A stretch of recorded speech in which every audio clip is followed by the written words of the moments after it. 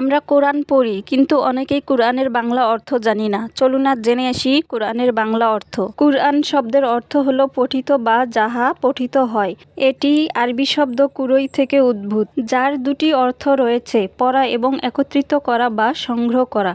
যেহেতু এটি পঠিত এবং পূর্বাপর সব জ্ঞানের সমষ্টি, তাই একে কুরআন বলা হয়। কুরআন শব্দের অর্থ পঠিত বা যা পড়া হয়। এটি সবচেয়ে প্রচলিত অর্থ। প্রতিদিন নামাজে কুরআন তিলাওয়াত করা হয় বলে এটি পঠিত গ্রন্থ। একত্রিত করা বা সমষ্টি, আল কুরআন পূর্বাপর সকল জ্ঞানের সমষ্টি, তাই এই অর্থেও এটিকে কুরআন বলা হয়। কুরআনকে কেন কুরআন বলা হয়? এটি একটি পঠিত গ্রন্থ যা মুসলিমদের দ্বারা নিয়মিত পাঠ করা হয়। এটি মানবজাতির জন্য একটি পথ নির্দেশনামূলক গ্রন্থ এবং এতে সকল প্রকার জ্ঞানের সার নির্যাস বা সমষ্টি রয়েছে।